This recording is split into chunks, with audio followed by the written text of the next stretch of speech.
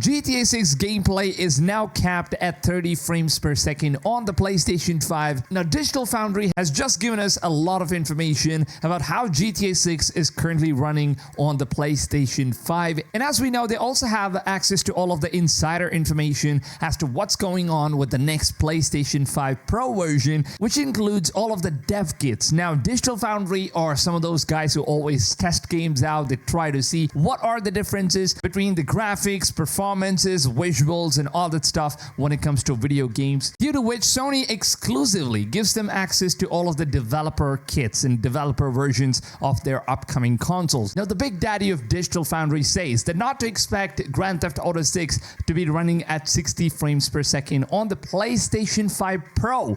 Now, he's not stating about PS5, he's in fact talking about PS5 Pro, which is the next gen upgraded version of current gen consoles. Now, the reason as to what he says is that citing the CPU's performance increase from the base model only being just 10%. Now, as you know, Sony has not made any official about their PlayStation 5 Pro version, but then Digital Foundry actually have some of the dev kits which they're currently testing out and seeing how everything works out and how well the games are optimized and all that stuff. Now, as far as what Digital Foundry says, the PlayStation 5 Pro version is only going to have a 10% increase in its CPU performance.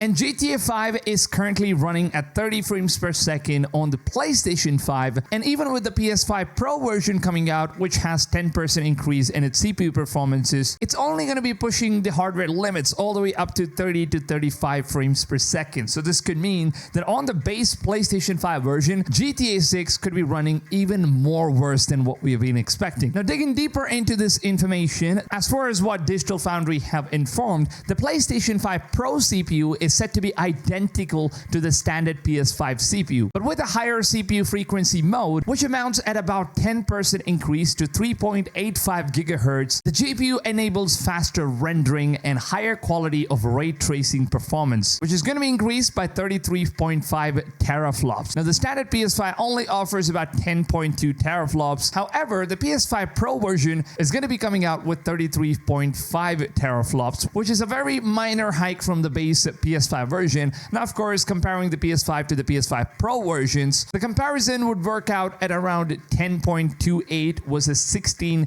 to 17 teraflops. Now, speaking in more general terms, what I'm basically trying to say is that if GTA 6 runs at 30 frames per second on the PS5, it'll also be running at 30 frames per second on the PS5 Pro, barring some kind of a programming miracle, which could happen if Rockstar releases some sort of a patch. But because the CPU handles simulation and PS5 Pro CPU only increases performance by 10%, it is very unlikely that GTA 6 has a 60 FPS mode on the PS5. Now, of course, it's also going to have a 60 FPS mode on the PS5 Pro. It is highly unlikely that GTA 6 is going to be performing at 60 FPS on the base PS5 version, but then on the PS5 Pro version, we might see a 60 FPS, but then we're not going to be seeing that 4K ray tracing and all that enabled. Or even if they do that with some sort of a programming miracle, there could be a substantial hit when it comes to graphic fidelity, as well as the number of NPCs in the game are going to be gradually decreased, and a lot of things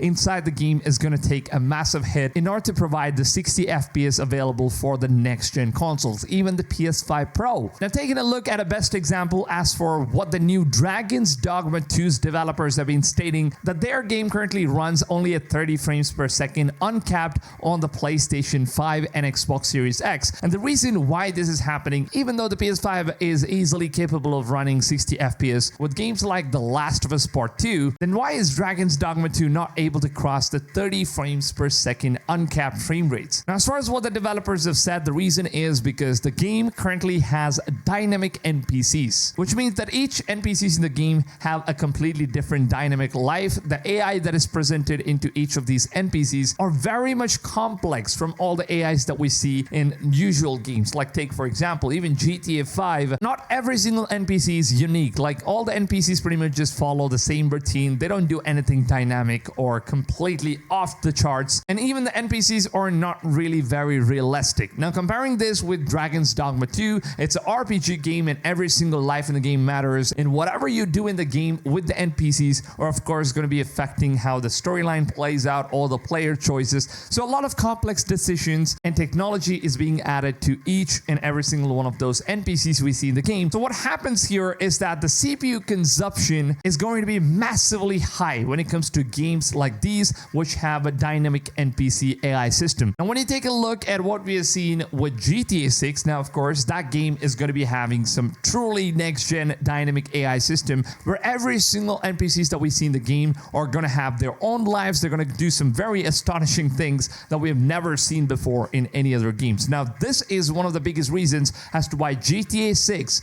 is going to be locked onto 30 frames per second on PlayStation 5 as well as on the PS5 Pro. And the reason why is because there's going to be a massive hit in terms of CPU performance consumption. And even with the PS5 Pro version, it's only going to be a 10% increase in the CPU performance. So it's not going to make a lot of difference. Maybe they could just uncap the frame rates from 30 FPS locked on to probably around 35 to 40, somewhere around that. So obviously we could expect a lot of dips and a lot of performance issues even with the PS5 Pro. Now of course it's going to be very much the same with Xbox Series X as well. But as of now, Digital Foundry has only given us information about what they've tested out and what they've seen with the PlayStation 5 and PlayStation 5 Pro versions. Now keep this in mind, the GTA 5, a game that was released all the way back in 2013, that game itself took 3 entire console generations in order to give us 60 frames per second in the current PlayStation 5 consoles. Now to even think that GTA 5 took so long, just imagine what GTA 6 would look like, and comparing that with whatever current hardwares that we have with the next gen consoles, it's just absolutely impossible with how good this game looks and how advanced all of the AI technologies and NPCs are in the current GTA 5 games. And Digital Foundry says that GTA 6 running on the PlayStation 5 Pro version could basically increase the performance in terms of how native 4K upscaling works, with some boosted ray tracing technologies being enabled on the PS5 Pro version compared to the base PS5s. Now this is of course a very sad news to know that all of these upcoming games that we are super excited about are all just being capped to 30 frames per second. I'm really disappointed already taking a look at Dragon's Dogma 2. That's a game I was super hyped about, and now knowing that it's just running at 30 FPS uncapped, which to be honest is pretty much just running at 35 to 40 frames per second. I would rather prefer frame rates that are locked rather than just, uncapped, because the frames just keep getting jittery and all over the places and the game doesn't feel smoother. So I really hope that Rockstar Games puts in more attention and, details. I really hope that maybe the next gen consoles could save us. Hopefully Sony does a better job with the PS5 Pro versions and give us a much more stronger hardwares. Even if they increase the prices gradually, it doesn't matter. I really want to see a very, very strong PS5 Pro version so that we can finally run GTA 6 at 60 frames per second. So with that being said, let me know down below in the comments, what do you guys think about all of these things that's going on? Are you guys disappointed? Of course you are, I know, but still, some people might prefer fidelity graphics over 60 FPS. So if you're one of those guys, let me know in the comments, how do you guys think and what do you guys feel about all of these things happening? So let me know in the comments down below. I'd love to read your comments and to see what you guys have to say. Now, of course, if you guys are looking for a YouTube channel that covers all the latest and the greatest information, news, updates, gameplays, trailers, announcements, and all the things that you guys need about upcoming video games, make sure to go ahead and subscribe to my channel and turn the notifications on and set it to all. It's absolutely free of cost. You don't have to pay a dime, so that's the best part of all of these things. And yeah, if you guys did find this video helpful, please just take a few seconds off your valuable time and drop a like on this video. It really means a lot to me. Now with that being said, I hope you guys have a wonderful rest of your day, and I'll see you guys on tomorrow's video. Until then, take it easy, fams, and goodbye.